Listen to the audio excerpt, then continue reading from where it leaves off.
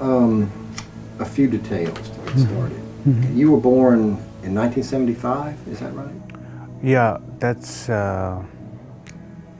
actually I don't know my date of birth. Don't know exactly. But there are two dates of birth, 75 and 73, in my school record. But I made it as 73. But the school recognized as 75. But for some reason I made 73. Yeah. Now, you were born in Mustang, Nepal. Mm-hmm. You discovered that when you were 3 years old? How did you find out you were born in Mustang? For a long time I have a kind of like a dream kind of memory that I remember the aeroplane and train, buses, but I couldn't figure out, and also remember the lake, big lake. And then somehow told me that some of our homemade foster home, they are from from Pokhara, Nepal, and they say it's Pokhara. I'm from Pokhara. So, but then I really don't know how where I was born, and everything. So, in 2007, because of my wife insist, it's good idea to, while we are in Nepal, it's good idea to find out something about my background. So we went down to the Tibetan settlement in Pokhara, and that's how I came to know, at least from my mother's side, where she was born and where I was born, how she died. So all of these things I knew very recently. Yeah, okay. in 2007. So you discovered that in 2007. Yeah. How did your mother die? She died out of tuberculosis, and that story. The reason that I believe the woman who told me the story, it's because everything that she tells me the story, it matched with my memory.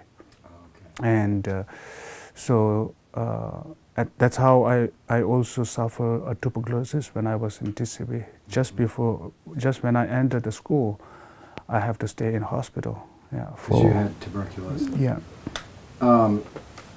And you entered TCV when you were how old? I don't know the year, but how old I am. But I was admitted in TCV in 1979. Okay. Yeah. So you were probably around 3. Yeah. Mm-hmm. And you had spent the first 3 years of your life in Nepal? Yeah, probably. Yeah. Mm-hmm. Mm-hmm. Living with your mother? No. She died when I was around 2. And then after she died, I stayed with my distant relative, who I know all the story about my mother. Yeah. And then later they sent me to TCV school. And so you entered TCV when you were 3. Mm-hmm. Mm-hmm. And when you were at TCV, they divide you into family units. Mm-hmm. Mm-hmm. And each family unit has a mother figure. Yeah. Actually, that model came from the SOS, International Kinder, and so we have community where there are lots of foster home, and each foster home has a foster parents, and so in our time we have around 30 to 35 in one foster home. Yeah. And so we have a separate hostel for the separate room for the girls and the boys. Yeah. And do you still keep in touch with your foster mother at TCV? No. Yeah, I have a very bad relationship with her. Yeah. Bad experience and bad relationship with her. Yeah. You began studying Thangka painting at age 17 with a Thangka painter named Rinzin Peljo? Rinzin Peljo. So you left TCV and began to study? Tell me about that. since I was a child, I was always I always liked to paint because I forget everything while I was doing, it, and I don't know how the time go past, and I really enjoy painting and sketching, and then in the same time I was a troublemaker in the school because of me being selfish and decided that nobody has a right to advise me and guide me, and I'm the boss of myself. So every step I took, it's wrong and make trouble. But anyway, I still do paintings. And then when I reached to class 7, in the school assembly, there is an announcement that there is announcement for the vacancy of Thanga Painting School under the Great Master. So just after the school assembly, I went straight to the headmaster office to submit my name, and then he couldn't believe, he just says, you cannot concentrate on studying, how you can sit and paint. It's a very difficult, and then he still refused me to accept, and then I show him my sketchbook, and then after looking through the sketchbook, and then he accepted me, and so that's how I joined the Thanga school. Rinzin Piljor accepted you, or? No, first the school authority has to accept, and then they will submit the names of the student that we have to the Rinzin Piljor. Yeah. And where was that school? Where was Rinzin Piljor school? At that time, it was called a Center for Tibetan Arts and Craft, and it was in Lower Dharamsala, very close to the Lower TCV, and now it was shifted in 1994. It was shifted to Nubulinga. Yeah. Some of your elders did not think that painting was a useful skill. What sort of skills did they, feel were useful?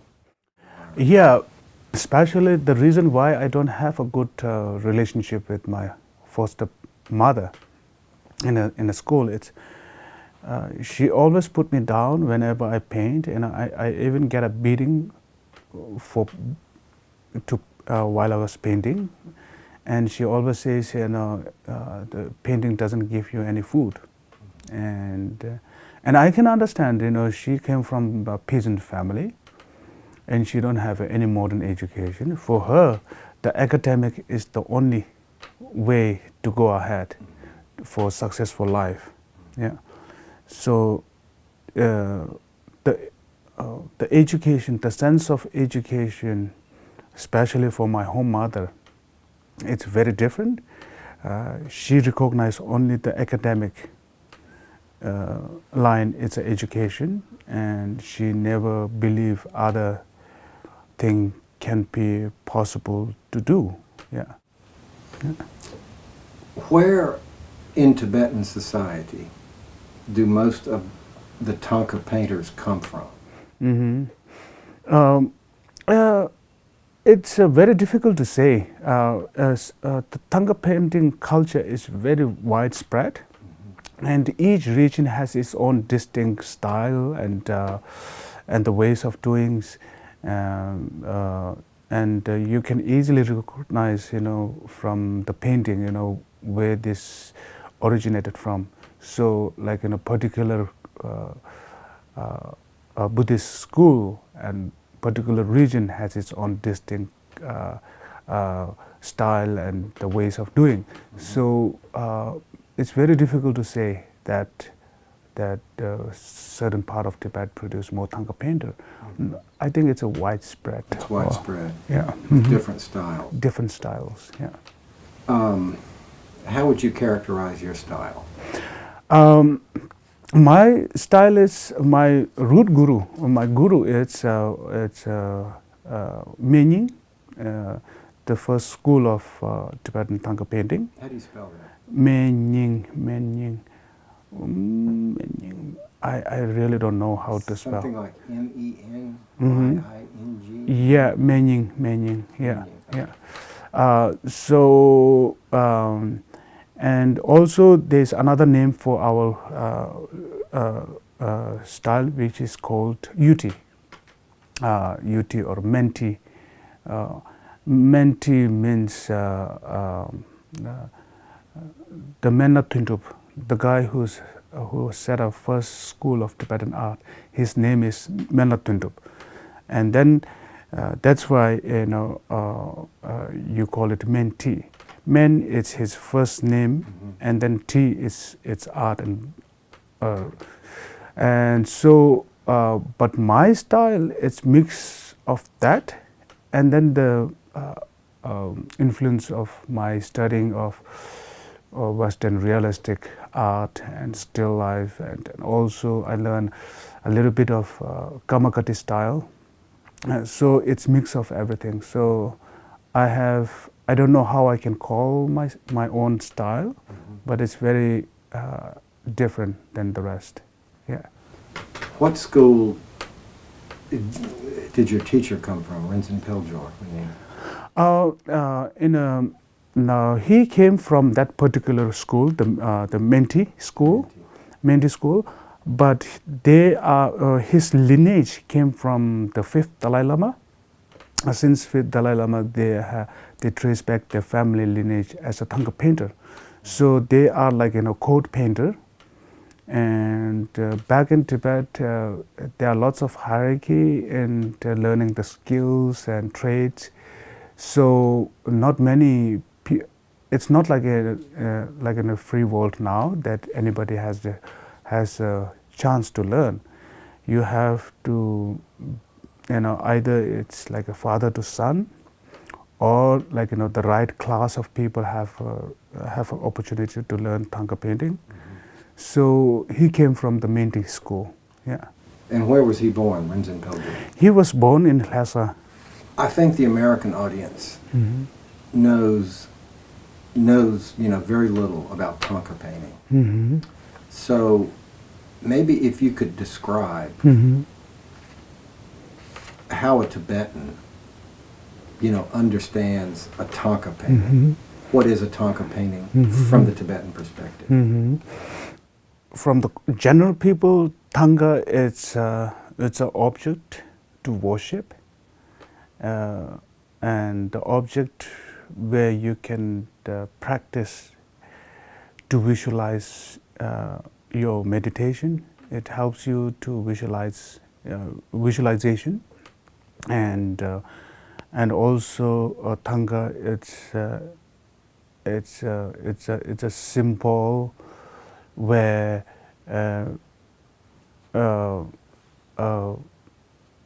not many people can afford the Thangka. So to have a Thangka is kind of like a well-off family, yeah. And so there are various ways of how the Thangka symbolized for the general people. And from the Thangka painter perspective, Thangka is a medium where the faith and the worshipper has to be connected. So it's a bridge between the faith and the practitioner, and the painter as just a medium to create that bridge, yeah. So and also for the Thangka painter, you have to have a mindset of selflessness, that's why you never put your names in a Thangka, and you never put too much of your own point of emotions in a Thangka.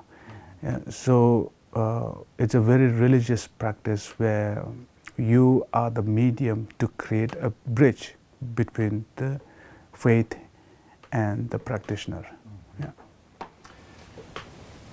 So when you are a beginning student in Thangka painting, your first class with Rinzin Peljo. What do you do in a first class? Yeah. So first all the new student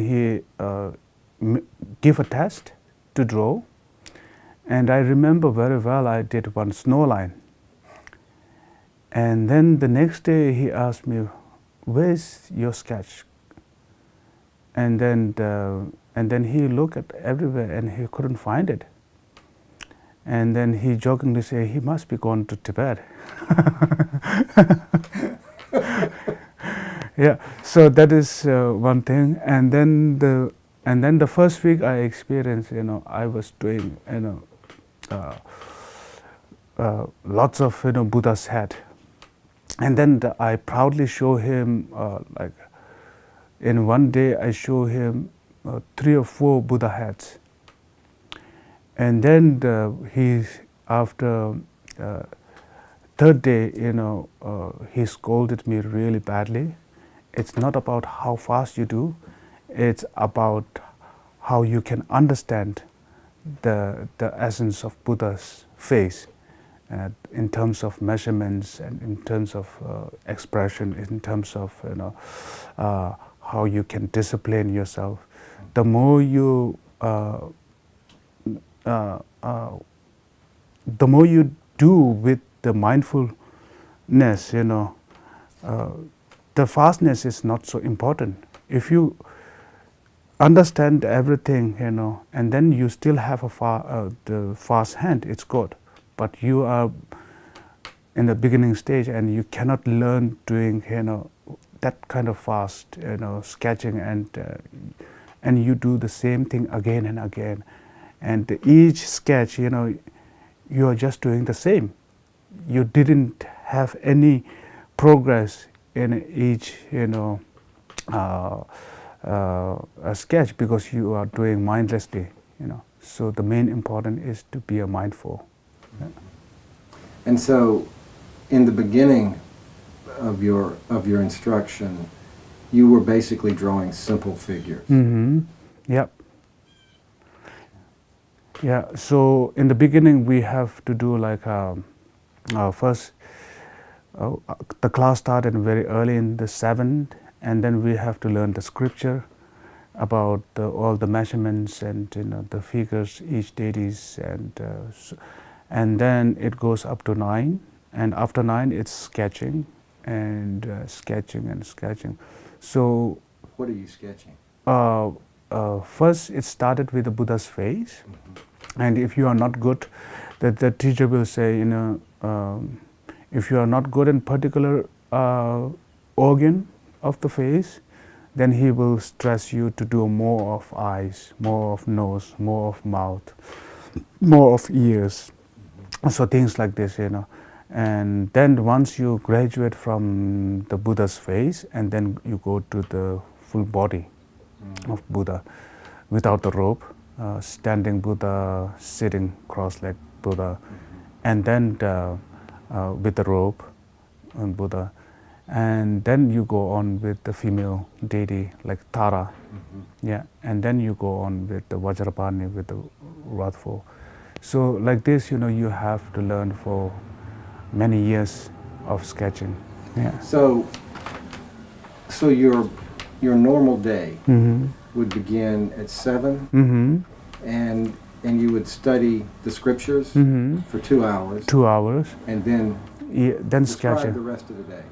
Yeah, so that's why I was learning a lot, and whole day I was sketching until sometimes in the 3 or 4 in the morning. So I couldn't get up in the morning in the right time. So right from the beginning, I was always late in the morning. The earliest I could get there is 7:30. Yeah, and of course I will get a lot of scolding, and first few late, I didn't get a scolding, but after few, but I couldn't help myself. I was too absorbed in learning, and yeah, that's how pretty much, you know, I was when I flash back, you know, I was very, like, you know, I was just stuck in learning, you know, and I don't see any other things, you know. I don't have a time for talk, I don't have a time for socialize, and so very stuck in one particular subject, very narrow. Yeah. And how old were you when you began that? 17. 17. Yeah. And what was the name of that school again? Make sure I get it. Center for Tibetan Arts and Craft, And that was in Lower Dar? Lower Dharamsala. Yeah. And how many years were you there? Yeah, so because of my hard learning, it's not much of my skill. Because of my hard learning, I graduated in 3 years. Actual course is 6 years, but I did it in the 3 years. What do you mean by hard learning?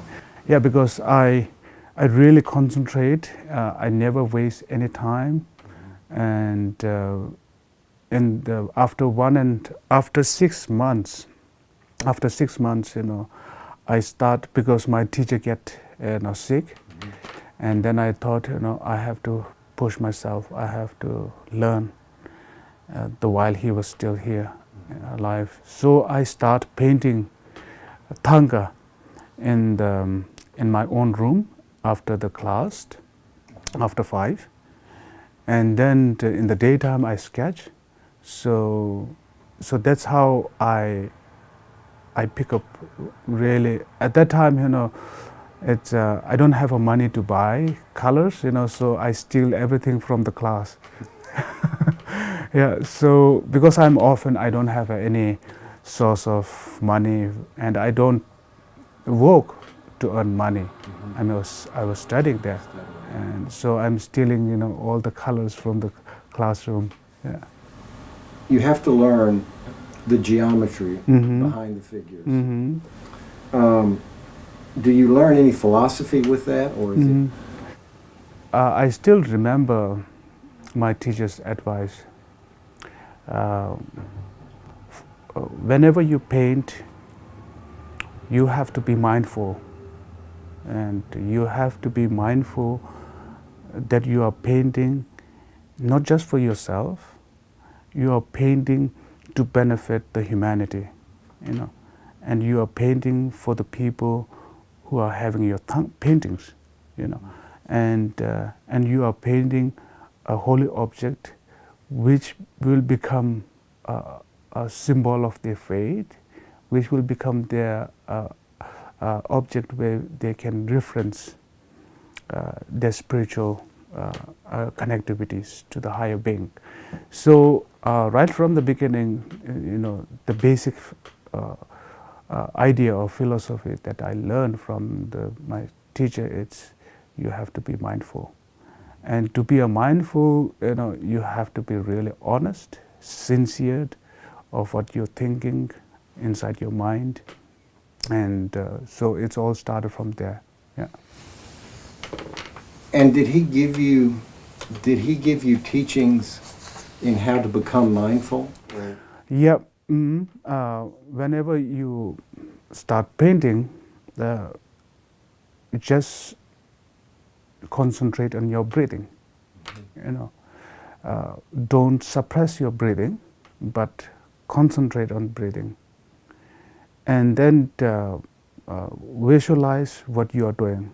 If you are doing Buddhas, sitting or standing, you have to visualize how he looks in front of your eye, you know, and from the top to the bottoms, you know, you have to visualize the state of his being in front of you. And at the same time you're doing the visualization, you're being mindful of your breath. Yep. And at the same time you're doing those two things, you're painting. Yep. So that must be a difficult balance to achieve. It is. Visualizations first, it comes first, and once you started painting, then it moves to the breathing, more on breathing, because while you are visualization, visualizing, you're creating an image in your mind. And once you are clear and got the image in your mind, then it's a time to release that image on the canvas. When you are releasing it, you are concentrate on your breathing, because there are lots of tedious technique in tangas which deserve your full concentration, single-minded concentration, and which in the way, if you don't concentrate on your breathing, some other emotions will distract your state of being. Yeah, disturbs you, like your personal problems.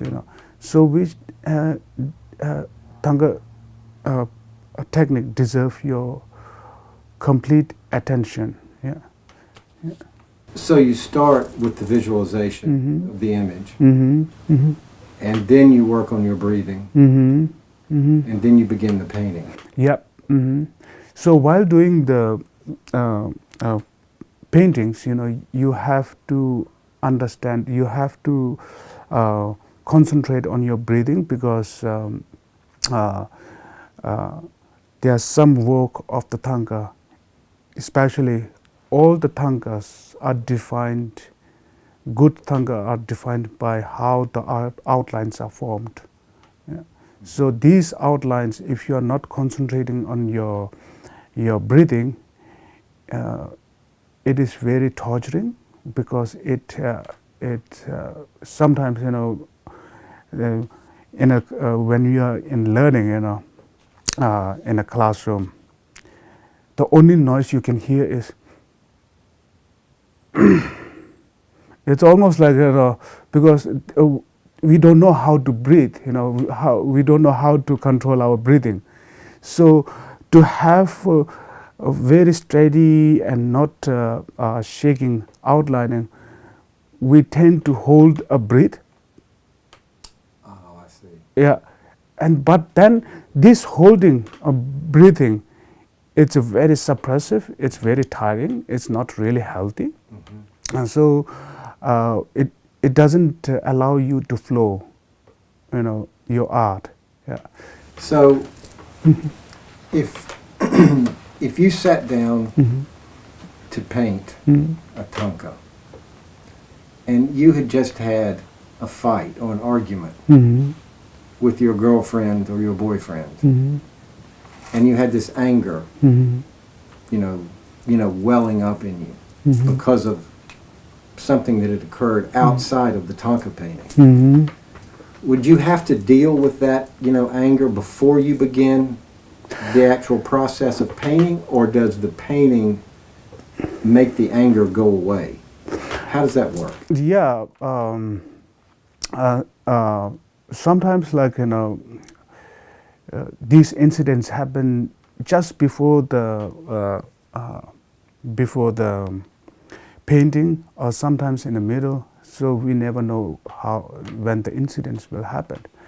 But whenever it happens, it's not easy to go back. First, you have to calm down yourself.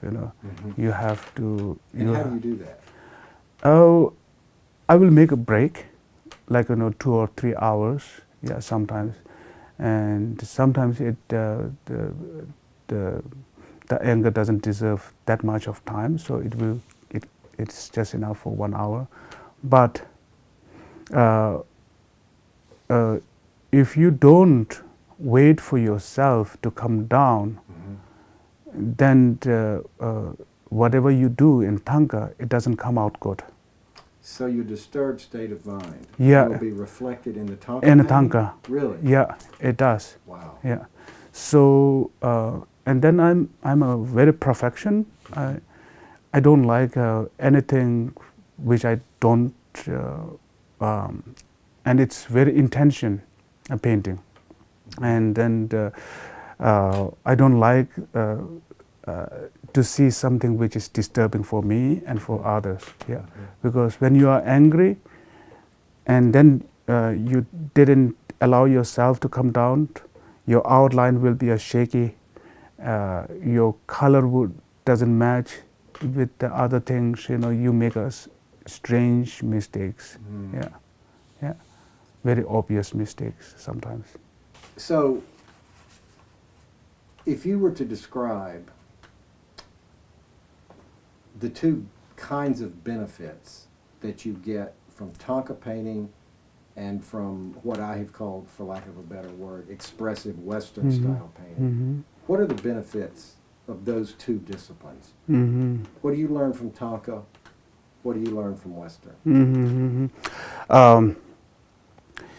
In the Tonka, the benefit for me is it keeps my mind in balance, and in Western art, it helps me to release my energy blockage, and sometimes too much of expressive can be a really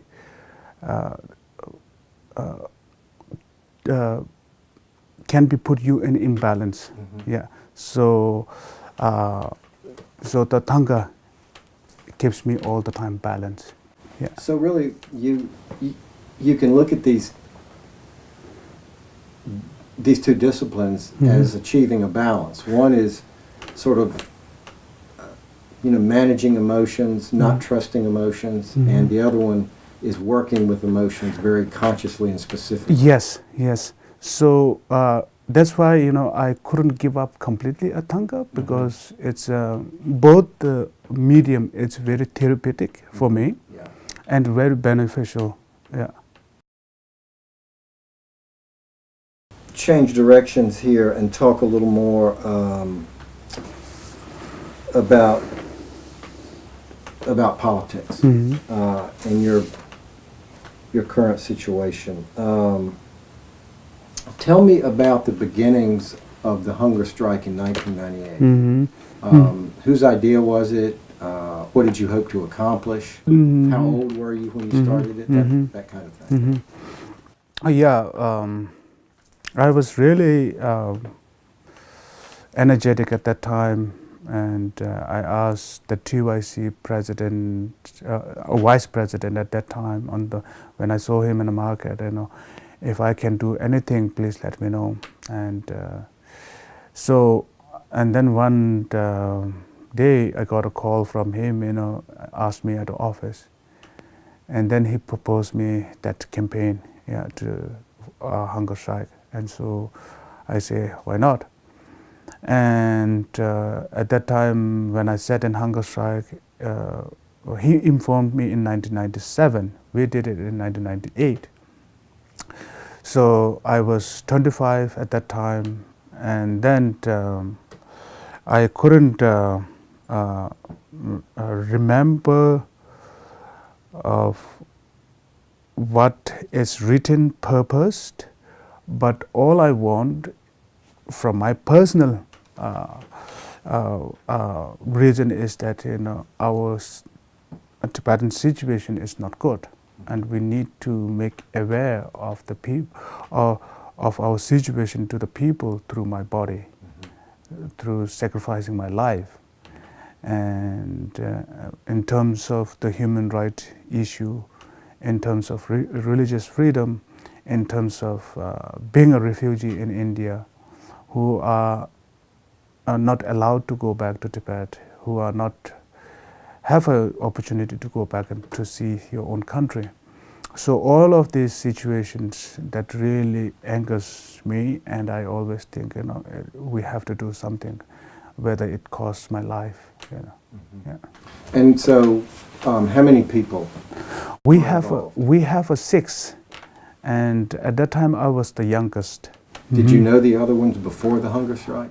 Yeah, one of my actually he proposed him to become my witness, that I'm responsible of my own life, and then he ended up becoming taking part in hunger strike as well with me. Okay. So he's my good friend.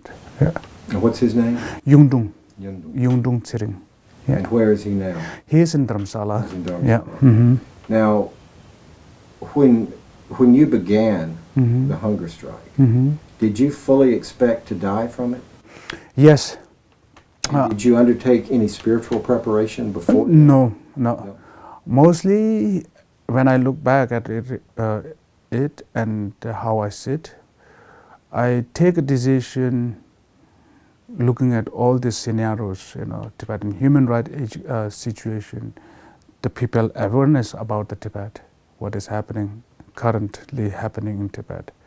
And this whole situation put me in a lot of anger, in the same time restlessness to do something, and then I was really looking forward to do something, even it cost my life. Yeah. And where did the hunger strike take place? It was in Delhi. In Delhi. Yeah. It's in Jantar Mandir. Jantar Mandir, and started from 10th March. Why did you use Jantar Mandir? Because it is the only legal location where you can protest for a long time. And so, this is only. And what were the specific goals of the hunger strike? There is some proposal that we put forward. It's about to have a debate of Tibet issue in United Nations, based on the resolution that they passed in 56, 61 or something like this, and then the fact-finding delegate to Tibet. So you had specific goals. Yeah, specific goals. Yeah, I couldn't remember words by words. I mix up many things in together. Yeah. So there is a specific goal, and as I explained, I have my own reason why I set and the place. And that reason was? That reason was, I was restlessness about the situation, about the human rights situation, about the attention that we get from the outside world. Yeah. Okay. How did the hunger strike end? After 47 days, after 1 week, then the Indian authorities sent every day a doctor to check us up. Yeah. So, and then it becoming more and more busy, a lot of journalists and media person, and then the police force. So after 47 days, they took me, the police authority, they have taken me to the hospital. And what was your physical condition after 47 days? I couldn't get up. Yeah. And I was put in emergency case, in a drip for 36 hours or something, and then the oxygen and everything. And during the 47 days, you had been doing what? Drinking water or juice? Yeah, only water mixed with a little bit of lemon and the salt a little bit, salt and sugar a little bit. Yeah. And your other 5, what happened to them?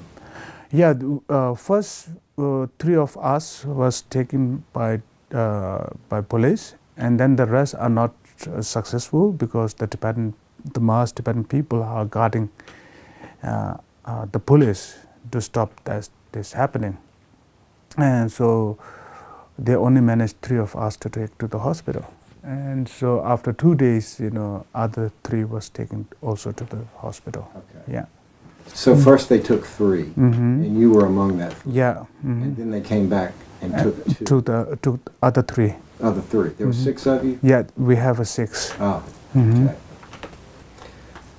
How would you describe your relationship as a Tibetan living in exile to the 6 million Tibetans who are living in Tibet? How do you view yourself in relation to the Tibetans who are still in Tibet? I feel they are lucky because at least they have a place where they feel they are belonging, and I feel they are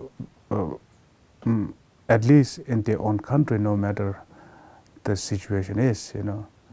And I feel very unfortunate because I don't have any place where I feel belonged or homed, you know. Wherever I go, I'm still a foreigner, whether I'm born in Nepal, India, stay in India or America. I'm just an outsider everywhere I go, and I never have any sense where I belong, you know. It seems to me that your career as a Tibetan living in exile has followed two paths at least, probably a lot more than that I'm not aware of. But you have been quite clearly an activist. You have, you know, taken part in hunger strike. You have done, you know, many other things during a long period of protest.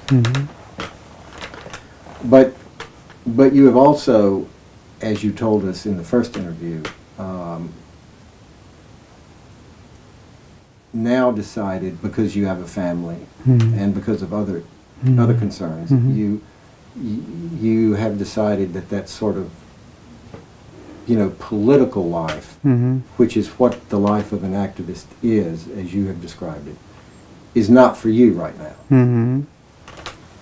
Do you see your current life as being politically responsible or politically active, even though you're not doing hunger strike, you're not doing, you know, the march back to Tibet, you're not doing those kinds of public protests? How do you see yourself now as an activist? I still see I'm very much involved in shaping the current political situation, and I feel very much connected. But the reason why I don't agree, I can't do those kind of protest and lead things, it's because I'm not a politician. I can create a change, but not in the way that I have to be a politician, you know. And to be, I say, like always, you know, to be a professional activist, sometimes you have to know how to play the politics. You have to understand the games of politics, and that I know a little bit, but I'm not ready to do that. You know, I cannot be a politician, and so for that reason, you know, I think there are many ways of changing the political situation, and protesting and creating, raising your voice is another way, and I believe art is a very good tool to create a change in society. Yeah. So in that way, through my art, I'm still very much involved in shaping our exile politics. From my side, at least, I feel like, you know, I'm still a contributor. And just to be very clear, not through your tanka, but through your expressive art. Yeah. So you would characterize your expressive art as political in nature? No. Because for me, everything is politics. As long as, you know, when you practice your belief towards your family, towards your community, that action becomes a politics automatically. So everything around you in your lifestyle is a politics. So for me, to go direct towards the political issue, this is not the I want to deal with a very holistic subject. So most of my paintings, I try to put human stories. It's not necessarily a Tibetan per se, but my community story, my family story, and myself. And I end up doing lots of dealing with the subject where how the mind shapes the personality, and that personality affects the community, you know. So based on the individual's ways of thinking, and that thinking shapes the personality, and that personality how it affects the community as large. So that's how I deal. Yeah. I'm going to read to you a quotation from Gandhi, and I want to hear your response to it. Gandhi wrote, "My experience tells me that instead of bothering about how the whole world may live in the right manner, we should think how we ourselves may live in the right manner. We do not even know whether the world lives in the right manner or the wrong manner. If, however, we live in the right manner, we shall feel that others might also do the same, or shall discover a way of persuading them to do so." Yeah, it's exactly. I agree with his words and his wisdom, because when you believe in change, and when you believe in change, you cannot change the things without changing yourself, you know. So that's why in an expressive Western art, I was very much interested in how the human mind is functioning, how it shapes the personality, and it affects the community. So yeah, I completely agree. That any bring that you want to put forward in the community, first it has to come through you. Yeah. And that's a full-time job. Yeah. Sometimes bringing yourself Yeah. to embrace the goals you wish everybody else embraced. Yeah, and then in the same time, that self-study, your self-observing, give me a sense that you don't have any right to say this is wrong, what others are believing, because everybody has a different expectation, different belief, and so what you can do is, through your personality, through your changes, you will automatically change your environment. Yeah. A couple more questions. Since 2009, almost 150 Tibetans have self-immolated. What's your opinion on that? Yeah, for me, it's beyond a sad. It's beyond the words that I have to express. And actually, it was happened. The first time it was happened when we sat in hunger strike in 1998, and his name is Thupten Ngutup. He did when the last three of our friend was taken by police to the hospital, and then he's supposed to take our place to set in hunger strike, but then out of his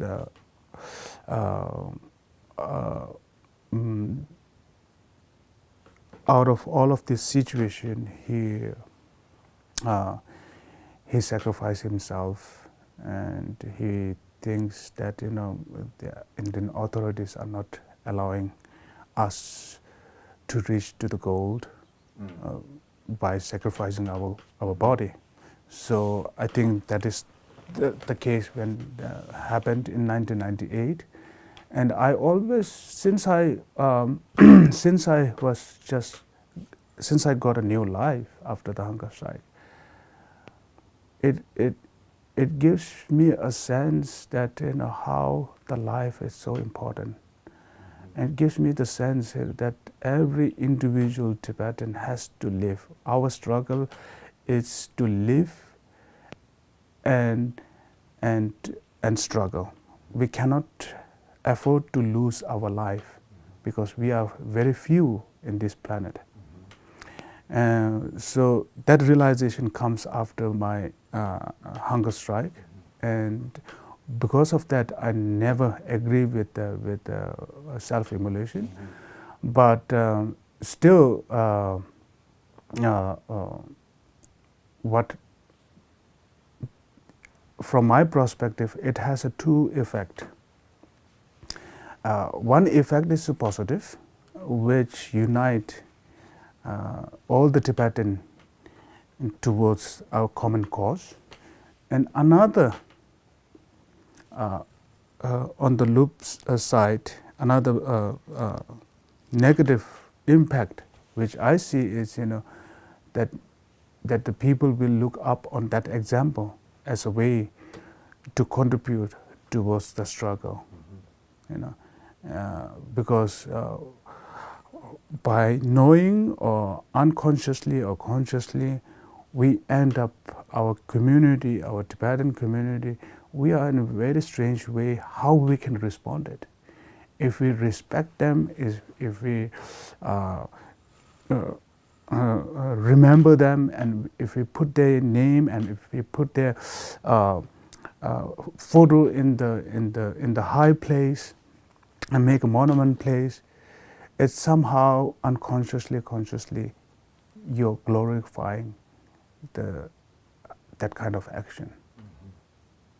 So I think it has a two effect, and the both. One can be positive, and another can lead to the very dangerous situation, where we end up losing lots of energetic people. Yeah. That self-immolation that you just spoke of, that occurred in 1998 where? In Jantar Mantar. Jantar Mantar, yeah, okay. Many Westerners, and I can say most Americans, are aware of the Tibetan struggle largely through the monastic community, because the monastic community is what many Americans associate with Tibetans. And many Americans have never met a Tibetan who is not a monk or nun. And mainly monks, because there are not a lot of Tibetan nuns who travel in America. Very few indeed. As a Tibetan living in exile, I mean, I don't know what the percentage of the monastic community is in exile, but it's probably, 10% at the most? Yeah, I mean, still, the vast majority of Tibetans living in exile are not monks or nuns. So what is your reaction when you come to America and you have been preceded by a monastic community, and here comes Karma Sichoe, a Tibetan, but not a monk. Yeah, it's a very, whenever I have faced this kind of situation, I think I take this opportunity to explain what means Tibet, what means Tibetan. And whenever I got this opportunity to explain things, they somehow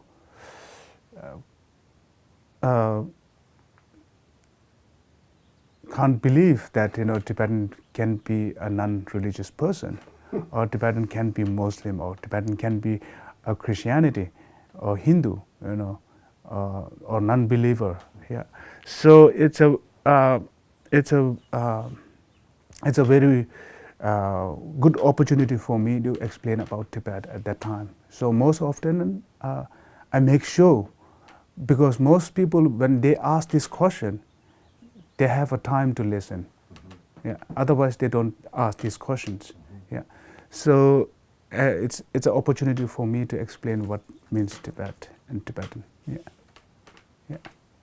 So then that's why I say, like, first question they ask is, why you are not monk? And then I say, I'm a Tibetan, but I'm not. It's like any other community. You have monks and nuns and also lay people. So I become to be a lay person. And are you Buddhist? No, I'm not Buddhist. Because I don't have a confidence to call myself Buddhist. And as a matter of fact, we have a Tibetan as a nationality, but Buddhism is one of the religion of Tibet, and as well as Christianity, Muslims, they all are Tibetan, but we have a different faith. Yeah. Jamyang Norbu has expressed some concern, maybe even anger. I don't know. I won't try to put words in his mouth. But he has written some essays about how Westerners have come to Tibetan culture looking for Tibetan spiritual teachers. And they have in effect colonized Tibetan culture as a sacred culture. When, Tibetans may or may not think of themselves that way. But that the Tibetan community sometimes feels as though it needs to generate spiritual, teachings to these Westerners who show up and say, "Oh, I want to learn about Buddhism." And all. What's your opinion of that? I agree or disagree with the Jayanabu sometimes, and with a little bit of knowledge from my side. I'm not expert as him, but here it's what I feel. It's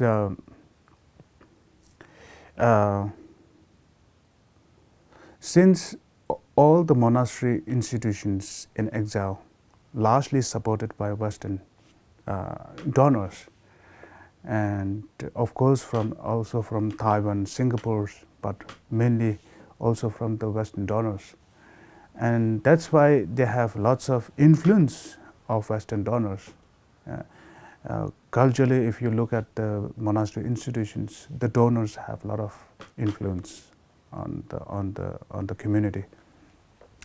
And what it fears me is that the very problem that we want to get rid of, they are embracing it again. Like, we have, when you look back in the history of Tibet, first, our political power is dominated by religious affair and belief, and that drives our politics into a faith system, and that drives into sectarian problems. So we have lots of sectarian problems back in history, and still we have. It's better now, but we still have. But through these Western donors, I somehow, maybe it's unconsciously, unintentionally from them, but I feel like, they are becoming a more sectarian. They are becoming like, they're very sectarian as we are. If they follow Kagyu, they don't want to do anything with Golok. I see many of these Westerners. And if you follow Kagyu, you don't want to do anything with Gelugpa. And that's the whole thing that we need to change. and His Holiness and lots of high lamas, Tibetan high lamas, they see this problem and then they create a revolution which calls Rime, you might know it, non-sectarian movement. And now back in exile, many Westerners who are exposed to Tibetan Buddhists, they fall in that same sectarian line. Yeah. So in a way, I can understand what Jainavu means, you know. And those Western donors have quite a influence in community. The Tibetans who are living in Tibet are essentially voiceless. They have no voice. Do you feel any special kind of relationship as a Tibetan living in exile to the Tibetans who are living in Tibet? Are you aware of being a representative for them, or are you just sort of, talk about your relationship to your fellow countrymen who are living in Tibet? Actually, I have a very good connection with the Tibetan who are living in Tibet. I have a few friends there who came to India, study, and went back. And since the Tibetan in India minority, and because of our small, vibrant community in exile, I always feel like not a representative, but you have to be a good Tibetan. No matter you become a representative of Tibetan back in Tibet, but the more important is you have to be a good Tibetan to represent anything. Yeah. Tibetans who are living in Tibet face obvious problems with the Chinese occupation.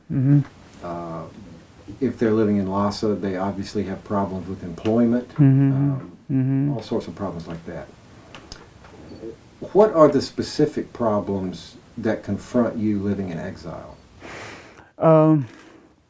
In exile, the biggest problem for me is sense of belonging. It's not there. And again, that the cause that you are fighting, somehow there's a gap between the reality and actual, because we don't have an actual contact on the ground in Tibet.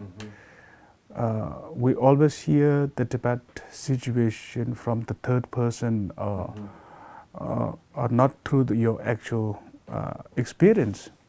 So I think there is a gap that is lagging for many Tibetans to represent a Tibetan inside the Tibet. And so, the biggest problem is it's about identity issues in exile, as well as the sense of belonging. Yeah. You helped start Students for Free Tibet in Dharamsala originally? Yep. What year was that? It was in the late 1999 or beginning of 2000, and I seriously involved in 2001. Okay. And was that the first chapter in India, or? It's the first chapter in India. They are popping up, not just in Dharamsala, also in Delhi. It's coming up. It's on independently coming up. Okay. But the main, in the ground, very active was only at Dharamsala. And did those chapters in India come before the chapters in Europe and America, or? No. The ones in Europe and America came first? Came first, and then it came to India.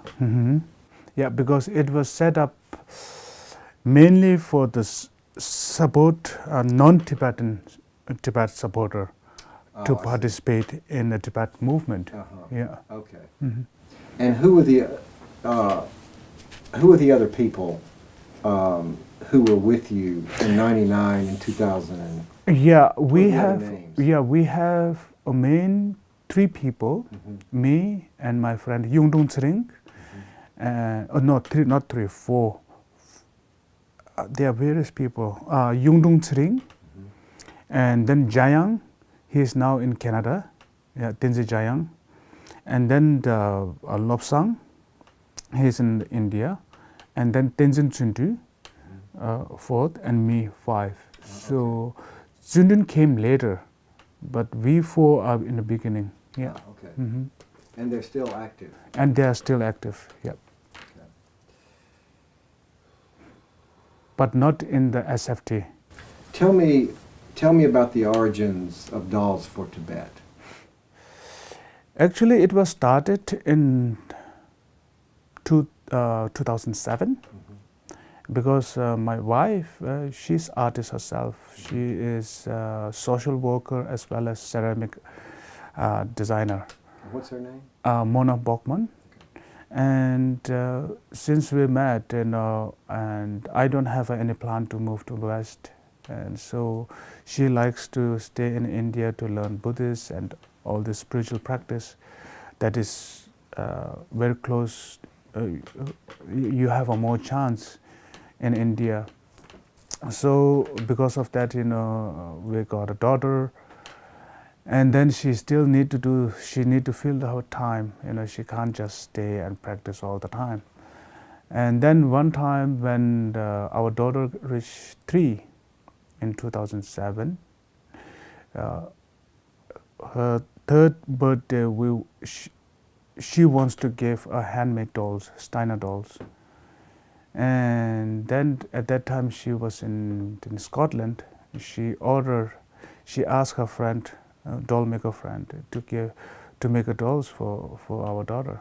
And then instead of making doll, why not you make yourself? And then she gave a book of how to make dolls, and then she came back after that, and then she learned herself how to make dolls. So the first dolls she made are dolls for my daughter. And then that idea developed into combined with the social work as well as filling her time. Also, if we create a little bit of money for her to sustain in India, that would be wonderful. So after 6 months of learning herself, she employed first Tibetan girl. And what year was that? It was in 2007. Yeah, 2007. Yeah. Okay. And then I think after rainy season, maybe around September, we have started it. And then after the first girl was successfully trained, then second girl. So I still remember that we have a friend, Westerner friend. She has a factory, small factory, where she make children's clothes and adult clothes, summer and winter clothes. So I still remember we used to go and collect the leftover materials from her workshop to make dolls in the beginning, and then it grows up. It's perfectly fit in her idea. She can practice art. She can help the underprivileged women who are lacking of lots of opportunities, job opportunities, because she want to teach to the girls who are not trained, who never been to school. So this kind of women we approach, and then it's perfectly fit where she can introduce Tibetan dolls to the Tibetan children. Yeah. And through that, she can introduce a Tibetan culture to the non-Tibetan. Yeah.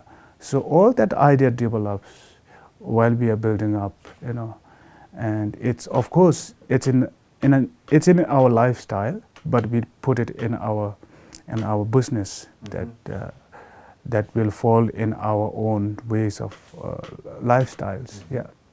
So that the ideas start from the family and our own lifestyles, and then now we have only one man, unfortunately.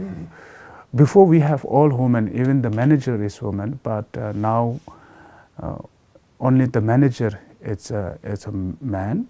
The rest all are women. So we have 16 women at the moment. Wow. Tibetan, Nepali, local. Yeah. And can Americans order these dolls? Oh yes, yes. You have a website? I do have Right. a website, and also our first idea when we built this idea to reach our dolls to the Tibetan as well as to the non-Tibetan, and it seems to be too costly for the Tibetan.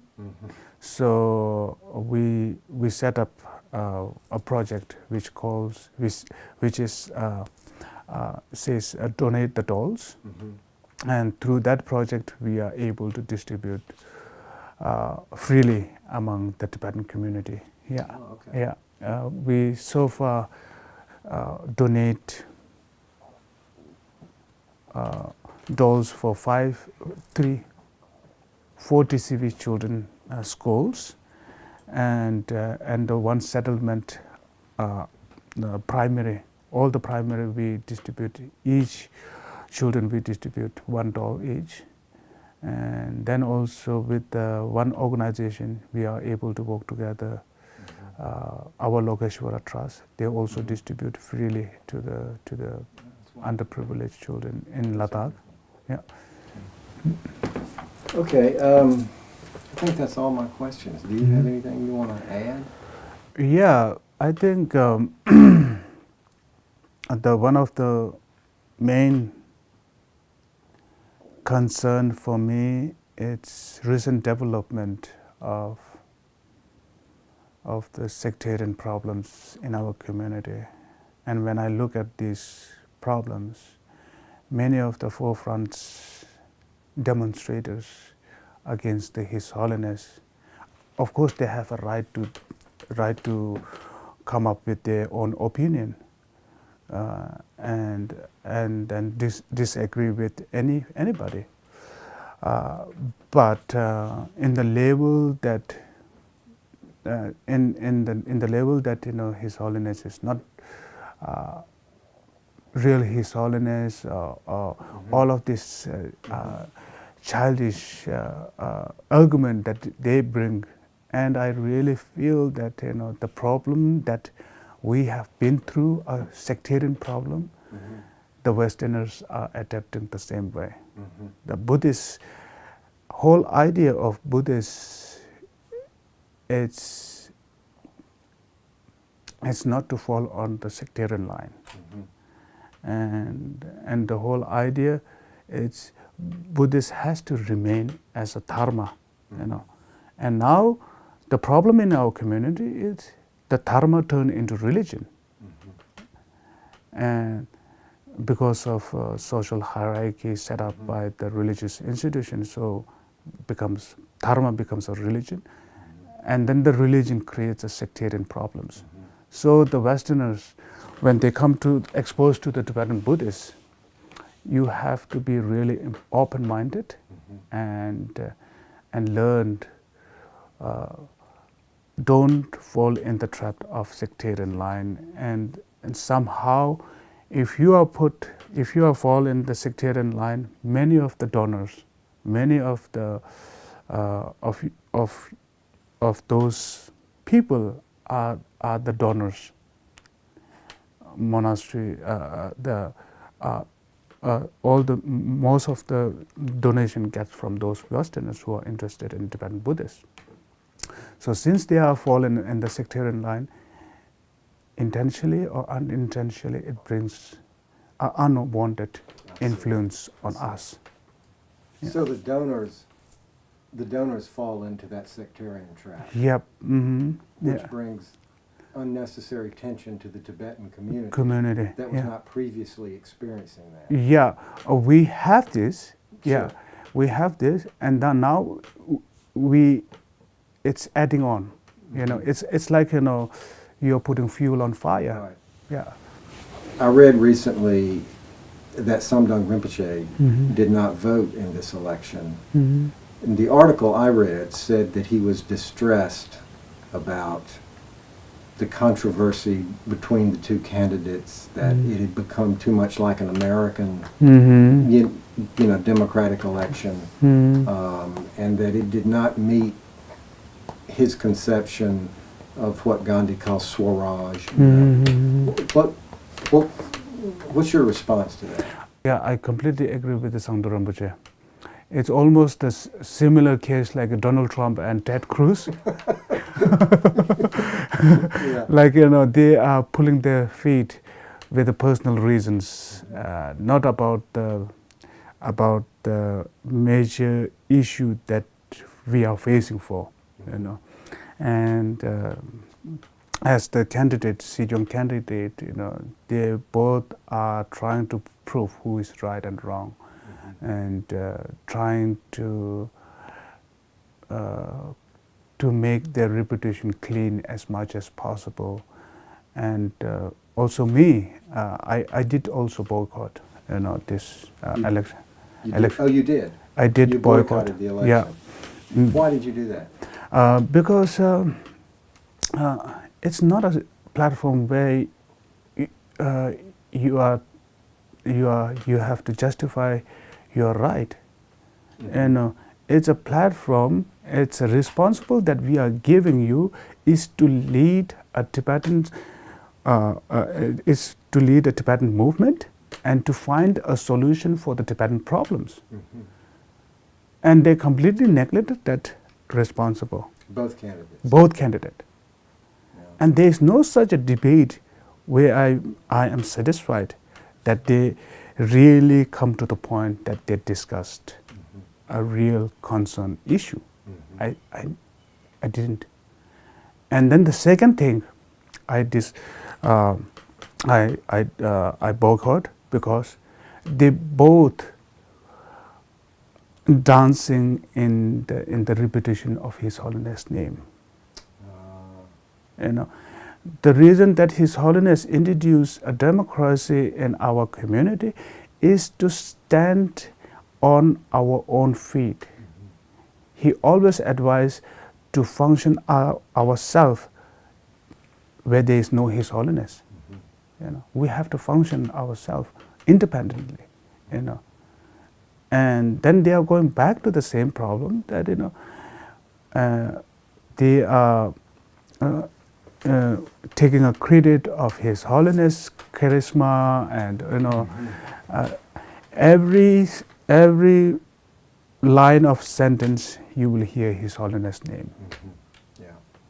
Yeah. And when you put His Holiness name in every word, it blocks the democracy development in our community. Right. You know, people don't function. Right. Because He's beyond democracy. He's beyond the law. He is beyond everything. You know, so then when people bring His Holiness name, the progress of the democratic progress will stop there. Do you have the sense that many Tibetans boycotted the election, or just a few? Just a few. Just a yeah. few. This time is the largest voter in the history of Exile. Oh, it is? It is. Largest voter Yeah. turnout. Thank you so much for your time. Yeah. It's been a wonderful interview, and we appreciate your generosity in Yeah. speaking so openly and freely to us. Yeah, it's my pleasure. Even though I'm not an expert, I'm not a well-learned, but to sharing, I always believe in sharing. You know, what I share, through sharing, you know, I learn a lot. You know, so it's always a pleasure. On behalf of Fulbright College, the University of Arkansas, and the text program, I want to thank you for speaking with us, because we learn a tremendous amount every time we speak to a Tibetan about the Tibetan situation. So thank you for your generosity. My pleasure.